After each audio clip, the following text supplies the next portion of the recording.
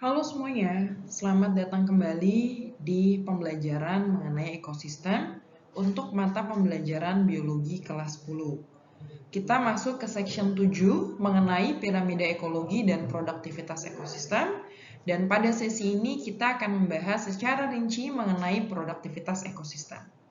Perkenalkan, nama saya Ervina dan saya adalah faculty member dari Departemen Teknologi Pangan Bina Nusantara University.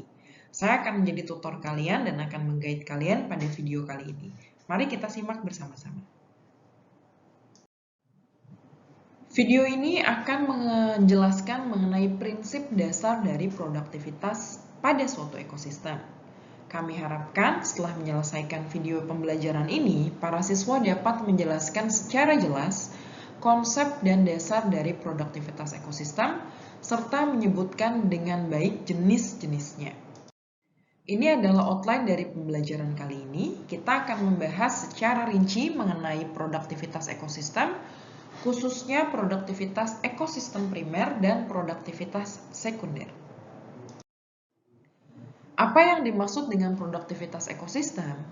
Produktivitas ekosistem didefinisikan sebagai kemampuan suatu organisme di dalam suatu ekosistem untuk dapat menerima dan menyimpan energi. Ini adalah definisi dari produktivitas ekosistem.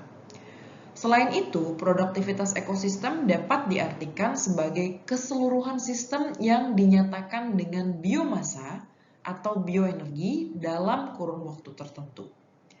Produktivitas ekosistem itu sendiri dapat dibagi menjadi dua, yaitu yang kita sebut dengan produktivitas primer dan produktivitas sekunder. Apa yang dimaksud dengan produktivitas primer? Produktivitas primer menggambarkan kecepatan organisme autotrof sebagai produsen untuk dapat mengubah energi cahaya matahari menjadi energi kimia dalam bentuk bahan-bahan organik. Produktivitas primer berbeda pada setiap ekosistem. Dapat dilihat bahwa produktivitas primer yang paling besar terdapat pada ekosistem hutan hujan tropis dan ekosistem hutan bakau. Karena kedua jenis ekosistem ini dapat menyerap dengan baik sumber komponen biotik yang utama atau sumber energi yang utama, yaitu melakukan fotosintesis dari cahaya matahari dan menyimpannya dalam bentuk energi karbon atau energi fosil yang kita sebut sebagai bahan organik. Sementara produktivitas sekunder merupakan atau menggambarkan kecepatan organisme heterotrof dalam mengubah energi kimia dari bahan organik yang sudah dibentuk sebelumnya yang akan dimakan dan menjadi simpanan energi kimia baru. Perlu diingat bahwa hanya ada sekitar 10% dari energi yang dapat ditransfer sebagai biomasa dari tingkat trofik sebelumnya ke tingkat trofik berikutnya. Produktivitas ekosistem ini erat kaitannya dengan piramida energi dan piramida biomasa, di mana semakin tinggi tingkatan trofiknya, maka semakin hilang jumlah energinya. Produktivitas ekosistem dapat menggambarkan energi kimia yang tersimpan dan tersalurkan pada saat yang bersamaan untuk masing-masing tingkatan trofik pada suatu ekosistem. Kemampuan organisme pada suatu tingkatan trofik untuk dapat menerima, menyimpan, dan menyalurkan kembali energi dalam rantai makanan juga akan tergambarkan di dalam produktivitas ekosistem ini. Hal ini sangat erat hubungannya dengan peristiwa rantai makanan dan jaring-jaring makanan, serta berhubungan dengan piramida ekologi. Hal ini pun membentuk suatu istilah yang kita sebut dengan efisiensi ekologi yang dapat didefinisikan bahwa di dalam suatu rantai makanan tidak semua energi akan berpindah atau terserap kembali.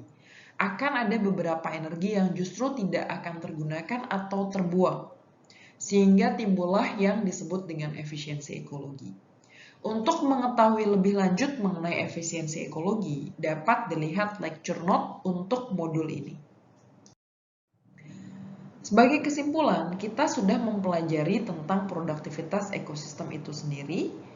Perlu diingat bahwa produktivitas ekosistem menggambarkan kemampuan suatu organisme untuk menerima, menyimpan, dan menyalurkan kembali energi di dalam rantai makanan pada suatu ekosistem. Kita juga sudah membahas jenis produktivitas yang terjadi, yaitu produktivitas primer dan produktivitas sekunder. Untuk dapat memahami dan mengetahui sejauh mana teman-teman sekalian mengerti tentang pembelajaran kali ini, maka kita simak kuisnya. Jika pada suatu ekosistem terdapat informasi sebagai berikut.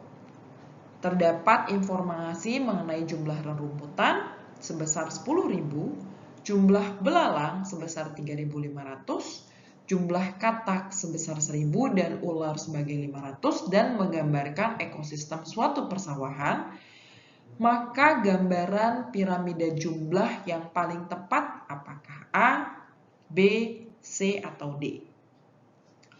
Perlu diingat bahwa informasi yang didapatkan dan yang ditanyakan adalah terkait dengan piramida jumlah.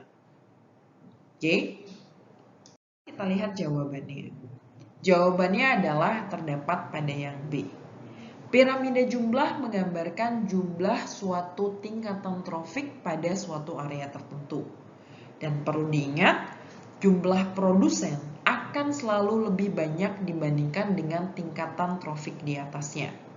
Oleh karena itu, yang paling bawah di sini terdiri dari rerumputan, kemudian diikuti oleh belalang, katak, dan yang paling atas sebagai konsumen puncak adalah ular. Dan semakin tinggi tingkatan trofik pada piramida jumlah, maka akan semakin sedikit proporsinya di dalam suatu lingkungan atau suatu ekosistem. Jika masih ada yang kurang jelas atau yang ingin ditanyakan kembali, silahkan hubungi saya melalui email ini. Terima kasih sudah menyimak dan sampai jumpa pada video selanjutnya.